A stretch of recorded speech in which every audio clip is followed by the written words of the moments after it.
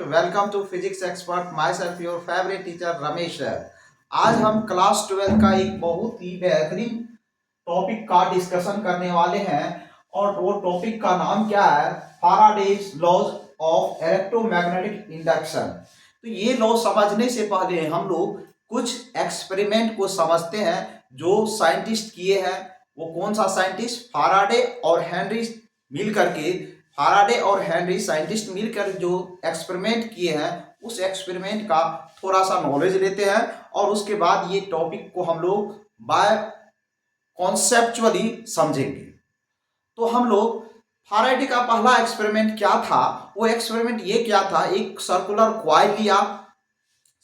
Coil लिया और उसमें एक गैल्वेनोमीटर लगा दिया। इस क्वाइल के दोनों एंड से वायर कनेक्ट करके, कंडक्टिंग वायर कनेक्ट करके एक गैल्वेनोमीटर लगा दिया और उस क्वाइल के पास क्या किया कि बार मैग्नेट को लाया गया। तो यदि बार मैग्नेट को लाया गया, एक एक्सपेरिमेंट मान लेते हैं ये क्वाइल है और ये क्वाइल को हम इससे कनेक्ट कर देते हैं। ये क्वाइल को हम लोग कनेक्ट कर देते हैं वायर से कनेक्ट कर देते हैं। यहां गैल्वेनोमीटर लगा देते हैं और तो गैल्वेनोमीटर करंट का डिटेक्शन करेगा। तो क्या किया, उसके सामने एक बार मैग्नेट को लाया गया, बार मैग्नेट लाया गया, नॉर्थ पोल और साउथ पोल। तो बार मैग्नेट को जब लाया तो कुछ नहीं, डिफ्लेक्शन मिला। जब बार मैग्नेट को थोड़ा सा ये क्वाइल के पास लाया तो उसमें देखा कि गैल्वेनोमीटर में एक डिफ्लेक्शन दिखाई दे रहा है। गैल्वेनोमीटर में डिफ्लेक्शन दिखाई दे रहा है, दैट मींस सम करंट का फ्लो हो रहा है इस क्वाइल से। तो ये मतलब ये देखा कि जिस तरह से यदि बार मैग्नेट को क्वाइल के पास लाते हैं तो डिफ्लेक्शन देखते हैं मैग्नेटिक, मतलब कि इस गैल्वेनोमीटर में डिफ्लेक्शन दिखाई दिया और उसी तरह से इस बार मैग्नेट को यदि दूर ले गया तब भी डिफ्लेक्शन। मतलब जब बार मैग्नेट को नजदीक लाया तो ये देखा कि इससे करंट फ्लो होना शुरू हो गया और उसी तरह से नॉर्थ पोल को पहले सामने लाया, उसके बाद साउथ पोल को सामने लाया और उसके बाद क्या किए, बार मैग्नेट को फिक्स कर दिए। क्या किए, क्वाइल को अब बार मैग्नेट के पास, तब भी डिफ्लेक्शन देखा गया गैल्वेनोमीटर। इससे क्या पता चलता है, जब क्वाइल और मैग्नेट में रिलेटिव मोशन हो तो उससे क्या हो जाता है, इंड्यूस करंट प्रोड्यूस होता है। मतलब इसमें करंट इंड्यूस हो जाता है, करंट जनरेट हो जाता है। और उसी तरीके से दूसरा एक्सपेरिमेंट में भी वो क्या किया, एक क्वाइल लिया इस तरीके से और दूसरा भी क्वाइल लिया और एक में क्या किया, वो बैटरी से कनेक्ट कर दिया। एक क्वाइल को वो बैटरी से कनेक्ट कर दिया और दूसरे क्वाइल में वो एक गैल्वेनोमीटर सेट कर दिया। क्या कर दिया, गैल्वेनोमीटर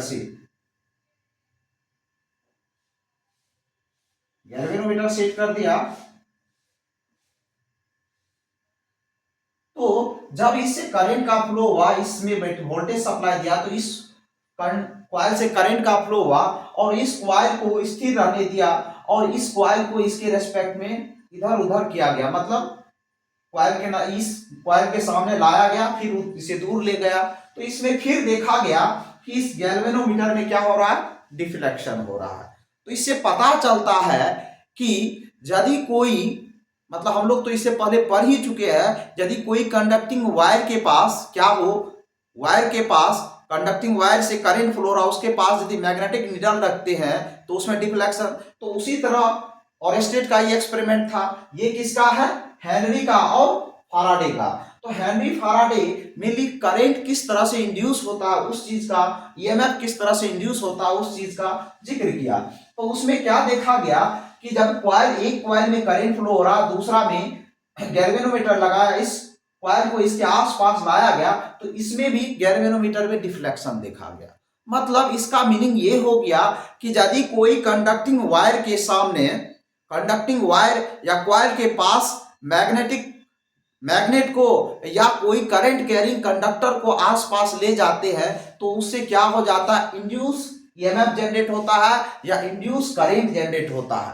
तो इस एक्सपेरिमेंट को बाय थ्योरेटिकल फैराडे दिए और उसके बाद फैराडे क्या हुआ, कि क्यों ऐसा, मतलब क्यों इसमें करंट प्रोड्यूस हुआ, उसको समझने के लिए हम लोग को उसे सबसे पहले समझना पड़ेगा मैग्नेटिक फ्लक्स और मैग्नेटिक फील्ड लाइन क्या होता है। आप लोग जानते हैं कि मैग्नेटिक फील्ड लाइन जो है, मैग्नेट द्वारा प्रोड्यूस जो फील्ड लाइन होता है वही मैग्नेटिक फील्ड लाइन होता है। और मैग्नेटिक फील्ड लाइन को किसमें मेजर किया जाता है ये भी आप लोग जानते हैं, टेस्ला में मेजर किया जाता है।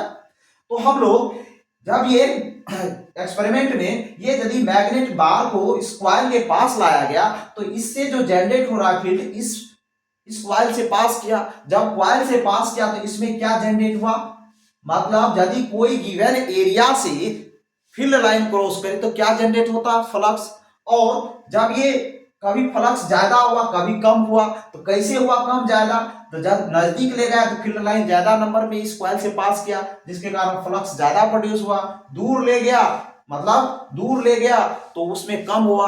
तो फ्लक्स हर टाइम टू टाइम क्या हुआ, वेरी हुआ। जब फ्लक्स में वेरी होता है तो क्या हो जाता है, मैग्नेटिक फ्लक्स में वेरी होता है तो क्या इंड्यूस ईएमएफ प्रोड्यूस होता है। इसको हम लोग इसी लेक्चर में समझेंगे। सबसे पहले हम लोग फ्लक्स क्या होता है इस चीज को समझेंगे और इस एक्सपेरिमेंट द्वारा हम आपको समझा रहे थे किस तरह से इंड्यूस करंट प्रोड्यूस होता है, इंड्यूस करंट जनरेट होता है। तो सबसे पहले हम लोग जानते हैं मैग्नेटिक फ्लक्स क्या होता है। जिस तरह से इलेक्ट्रिक फ्लक्स होता है, कोई गिवन एरिया से numbers of electric field line cross करता है, उसी तरह इसमें भी हम लोग क्या करते हैं, क्या मान लेते हैं, यहाँ बी लिखना चाहिए, सॉरी ए लिख दिया है कि ये यूनिफॉर्म मैग्नेटिक फील्ड है और यूनिफॉर्म मैग्नेटिक फील्ड इस एरिया से पास कर रहा है।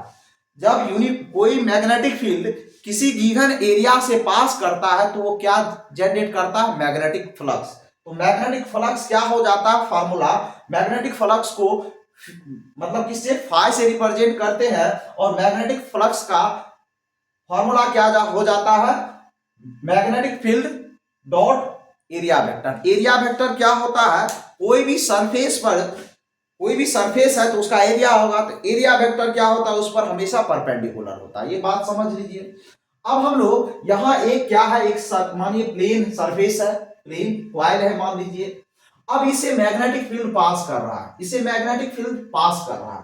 तो मैग्नेटिक फील्ड पास कर रहा है दैट मीन्स सम एंगल पर, मतलब कुछ एंगल पर पास कर रहा है या डायरेक्टली। तो हम लोग इस प्लेन का एरिया वेक्टर ले लिए, एरिया वेक्टर ए है। इस प्लेन पर जो ये जो आप देख रहे हैं ये पैरेललोग्राम जैसा ये एक प्लेन है जिससे मतलब क्या हो रहा है, जिससे मैग्नेटिक फील्ड लाइन पास कर रही है। तो मान लेते हैं कि एरिया वेक्टर ए है, इस तरीके से होता है और एरिया वेक्टर इस फील्ड लाइन पर क्या है, फील्ड लाइन से सम एंगल पर है, ऑब्लिकली है, मतलब सम एंगल, मतलब मैग्नेटिक फील्ड लाइन और एरिया वेक्टर सम एंगल बना रहा। तो कैसे बनेगा, तो आपको हम एक एग्जांपल से समझाते हैं।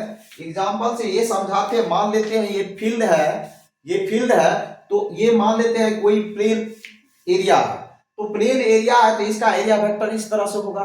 और मान लेते हैं कि इससे जो फील्ड लाइन क्रॉस कर रहा है वो किस तरीके से, सम एंगल पर इस तरीके से क्रॉस कर रहा है इस एरिया से। तो इस एरिया से इस क्रॉस कर रहा है तो यहाँ एक एंगल बनाता है, तो वही ये चीज को रिप्रेजेंट कर रहा है। वो क्या कर रहा है, इस चीज को रिप्रेजेंट कर रहा है। फील्ड लाइन इस एरिया से पास कर रहा है और एरिया वेक्टर फील्ड लाइन से, मैग्नेटिक फील्ड लाइन से सम एंगल पर है, थीटा पर। तो इसका फार्मूला हो जाता है magnetic flux equal to magnetic field dot product area vector. मतलब मैग्नेटिक फील्ड भी क्या है, एक वेक्टर क्वांटिटी है और एरिया वेक्टर एक वेक्टर है, दोनों का डॉट प्रोडक्ट करेंगे तो ये फॉर्मूला आएगा। तो फ्लक्स क्या हो जाएगा, स्केलर। हम लोग जानते हैं डॉट प्रोडक्ट का जो होता है, डॉट प्रोडक्ट जो होता है उसका जो रिजल्टेंट आता है वो क्या होता है, स्केलर क्वांटिटी। और ये डॉट प्रोडक्ट किस में हम लोग करते हैं, वेक्टर क्वांटिटी में। तो जब भी हम लोग दो वेक्टर क्वांटिटी का डॉट प्रोडक्ट निकालते हैं तो उस केस में उसका जो रिजल्टेंट आता है वो क्या हो जाता है, स्केलर हो जाता है। तो हम लोग इसको क्या लिखे, बी डॉट ए को क्या, बी ए कॉस थीटा। कॉस थीटा क्या है, angle between magnetic field and area vector. किसके बीच का एंगल है, मैग्नेटिक फील्ड लाइन और एरिया के, मतलब एरिया वेक्टर के बीच का एंगल है।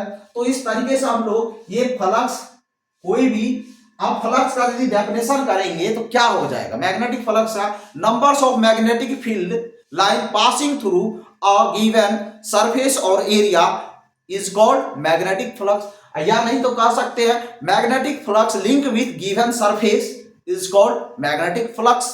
तो मैग्नेटिक फ्लक्स का यदि हम लोग बात करें, ये क्या है, मैग्नेटिक फ्लक्स, इसको क्या कहते हैं, मैग्नेटिक फ्लक्स। तो मैग्नेटिक फ्लक्स का यदि हम बात करें तो इसका एसआई यूनिट क्या हो जाता है, एसआई यूनिट वेबर होता है। क्या हो जाता है, एसआई यूनिट वेबर। वेबर को डब्ल्यू बी लिखा जाता है, और 1 वेबर इक्वल टू क्या हो जाता है, 1 टेस्ला मीटर स्क्वायर हो जाता है, क्योंकि मैग्नेटिक फील्ड का यूनिट टेस्ला होता है और एरिया का मीटर स्क्वायर। तो 1 weber equal to 1 tesla metre square हो जाता है। तो हम लोग फ्लक्स देखे। अब इसी में स्पेशल केस आ सकता है, वो क्या हो सकता है, जब थीटा क्या हो, 0 डिग्री हो, तो उस केस में मैग्नेटिक फ्लक्स क्या हो जाएगा, पहला केस मैग्नेटिक फ्लक्स क्या हो जाएगा, cos 0 डिग्री का वैल्यू क्या होता है, 1 होता है, तो BA हो जाएगा। इस केस में मैग्नेटिक फील्ड लाइन और एरिया वेक्टर क्या होगा, पैरेलल होगा। कैसे होगा तो बताते हैं। देखिए ये प्लेन है, ये इसका एरिया वेक्टर हुआ, और मैग्नेटिक फील्ड लाइन भी इसी के पैरेलल होगा, इसी एरिया वेक्टर। तो ये स्पेशल केस ये हो गया। अब दूसरा केस में हम लोग मान लेते हैं वो थीटा क्या है, 90 डिग्री, 90 डिग्री है। जब थीटा 90 डिग्री होगा तो cos 0 का वैल्यू क्या हो जाएगा, cos 90 का वैल्यू क्या हो जाता है, 0 डिग्री। तो मैग्नेटिक फ्लक्स क्या हो जाएगा, 0। कैसे होगा 0, तो ये भी बता देते हैं। अब मान लीजिए एरिया वेक्टर है, ये एरिया है, इसका एरिया वेक्टर है, और फील्ड क्या होना चाहिए, मैग्नेटिक फील्ड ऐसे हुआ तभी तो परपेंडिकुलर। तो मतलब इस सरफेस एरिया से कोई लाइन पास ही नहीं कर रहा, मतलब सरफेस एरिया का क्या हो गया, पैरेलल हो गया। जब पैरेलल हो जाएगा तो उस केस में क्या हो जाएगा, फ्लक्स 0 हो जाएगा। अब तीसरा हम लोग बात करते हैं, तीसरा स्पेशल थीटा इक्वल टू क्या हो जाए, 180 डिग्री। तो मैग्नेटिक फ्लक्स क्या हो जाएगा, फाइव माइनस में आ जाएगा, नेगेटिव हो जाएगा। एरिया वेक्टर और फील्ड लाइन दोनों क्या होगा, एंटी पैरेलल में हो जाएगा। तो हम लोग मैग्नेटिक फ्लक्स को समझे और उसका स्पेशल केस का भी जिक्र किए, और मैग्नेटिक फ्लक्स को समझेंगे तभी तो हम लोग क्या करेंगे, फाराडे लॉज को हम लोग बढ़िया समझेंगे। तो फाराडे लॉ क्या कहता है, ये लिखा है, ये heading, Faraday laws of electromagnetic induction. Electromagnetic induction क्या होता है, बिना टच किए यदि कोई भी चीज जनरेट हो रहा है तो उसको हम लोग इंडक्शन कहते हैं। तो इसमें जो हम लोग कहते हैं बार मैग्नेट को थोड़ा टच करवाते हैं, नहीं करवाते हैं, बार मैग्नेट उसके आसपास रिलेटिव मोशन कर रहा है तभी तो उसमें जनरेट हो रहा है, इंड्यूस हो रहा है करंट। तो फाराडे का लॉज क्या कहता है, इसको हम लोग समझते हैं। According to Faraday laws, the magnitude of induce EMF, मतलब इंड्यूस जो हो रहा है, induce EMF in a circuit, कोई भी सर्किट में इंड्यूस ईएमएफ जो हो रहा है is equal to the time rate of change of magnetic flux through a circuit. मतलब टाइम के साथ फ्लक्स में जो चेंज आ रहा है वही क्या जनरेट करेगा, इंड्यूस ईएमएफ। फाराडे के हम लोग सिंपल टर्म में, the rate of change of magnetic flux is called Faraday law. हम लोग rate of change of magnetic flux, तो induce EMF is equal to negative times क्या हो जाता है, नेगेटिव टाइम, नेगेटिव ये क्या है, साइन, ये डायरेक्शन को बताता है कि इंड्यूस ईएमएफ का डायरेक्शन को बताएगा कि अपोजिट डायरेक्शन में होगा। अब यदि हम लोग फ्लक्स को लिखना चाहे तो ये फार्मूला हो जाता है फाराडे का।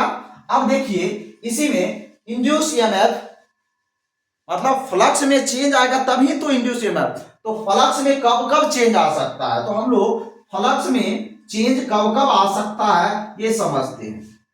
अब देखिए इंड्यूस ईएमएफ किस किस पर डिपेंड करेगा, ये क्या है, नंबर्स ऑफ टर्न, मतलब कॉइल का जो होता है, कॉइल का जो हम अभी जो आपको बताए कि ये जो कॉइल है, मान लेते हैं ये कॉइल है, ये कॉइल का नंबर्स ऑफ टर्न जो बताएगा, इसके पास जो हम लोग मैग्नेट बार मैग्नेट को ले जाते हैं तो ये नंबर्स ऑफ टर्न जो है वही बताएगा इंड्यूस। जितना ज्यादा नंबर्स ऑफ टर्न रहेगा उतना ही ज्यादा इंड्यूस ईएमएफ प्रोड्यूस होगा। अब हम लोग ये बातें कि फाई चेंज कब होगा, फाई चेंज होने पर कब कब चेंज होगा, यदि एरिया वेक्टर में चेंज हो, मैग्नेटिक फील्ड में चेंज हो, तब तो फ्लक्स चेंज होगा। फ्लक्स चेंज होगा कब? जब एरिया में चेंज हो, फ्लक्स फील्ड में चेंज हो और दोनों के बीच का एंगल थीटा में क्या हो? चेंज हो। जब ये फ्लक्स में चेंज आएगा तभी तो इंड्यूस है, मतलब ये सारा क्वांटिटी में यदि चेंज आए तब क्या होगा? Induce EMF. और ये सारा फील्ड में चेंज कब आएगा? तो हम लोग बता सकते हैं फील्ड स्ट्रॉन्ग फील्ड ले जाए तो स्ट्रॉन्ग ईएमएफ प्रोड्यूस होगा। एंगल जितना सबसे हाईएस्ट मैक्सिमम फील्ड कब होगा? जब क्या हो जाए? दोनों क्या हो जाए? मतलब फील्ड लाइन और ये मैग्नेटिक दोनों पैरेलल हो जाए, उस केस में फ्लक्स क्या होगा? सबसे ज्यादा प्रोड्यूस होगा। मतलब हम लोग कह सकते हैं ये केस, यदि एरिया वेक्टर और मैग्नेटिक फील्ड लाइन दोनों पैरेलल हो तो उस केस में क्या होगा? मैक्सिमम फ्लक्स मिलेगा। तो हम लोग कह रहे हैं फ्लक्स कब चेंज होगा? जब हम लोग क्या चेंज कर दे? एरिया वेक्टर चेंज कर दे, मैग्नेटिक फील्ड चेंज कर दिया थीटा। अब देखिए हम लोग कह सकते हैं कि जब यहां नजदीक रहेगा, ये जब बार मैग्नेट इस कॉइल के नजदीक रहेगा तो फील्ड लाइन ज्यादा क्रॉस, जब दूर रहेगा तो कम क्रॉस। तो फ्लक्स क्या? फ्लक्स चेंज कब होगा? जब इसका रिलेटिव मोशन होगा तब तो इंड्यूस ईएमएफ होगा, इंड्यूस करेंट। तो फ्लक्स चेंज तभी हो सकता है जितना नंबर्स ऑफ फील्ड लाइन कोई गिवन एरिया या कोई भी कॉइल से पास करेगा वो बताएगा फ्लक्स में कितना चेंज आएगा। तो वो रिलेटिव मोशन पर डिपेंड करता है। तो हम लोग ये फैराडे का लॉ समझे। ये फैराडे का लॉ बहुत ही इंपॉर्टेंट है। हम लोग फैराडे के लॉ पर ही सारा चीज में इंड्यूस ईएमएफ कैसे प्रोड्यूस होता है निकालते हैं। तो ये सेशन आप लोग को, ये वीडियो का सेशन कैसा लगा इसके लिए आप लोग कमेंट बॉक्स में कमेंट कीजिएगा। हम जो आपको पढ़ा रहे हैं ये पूरा कॉन्सेप्चुअली पढ़ा रहे, क्यों चेंज होगा, क्या लॉजिक है इसके बिहाइंड, वो सारा डिस्कशन हम लोग इस सेशन में करते हैं। तो आप यदि कमेंट कीजिएगा इस पर बेस्ट क्वेश्चन सर किस तरह से पूछा जाता है तो उसका डिस्कशन कीजिए, तो वो भी हम आपके लिए लाएंगे। ठीक है, तो ये वीडियो को ज्यादा से ज्यादा दोस्तों के बीच शेयर कीजिए। जो न्यू व्यूअर है, जो फर्स्ट टाइम देख रहे हैं, वो इस चैनल को सब्सक्राइब कीजिए और बेल आइकन को भी दबाइए ताकि जब भी हम वीडियो अपलोड करें तो आपके पास सबसे पहले आपको मेरा नोटिफिकेशन मिले। थैंक यू, ये कॉपी कर लीजिए।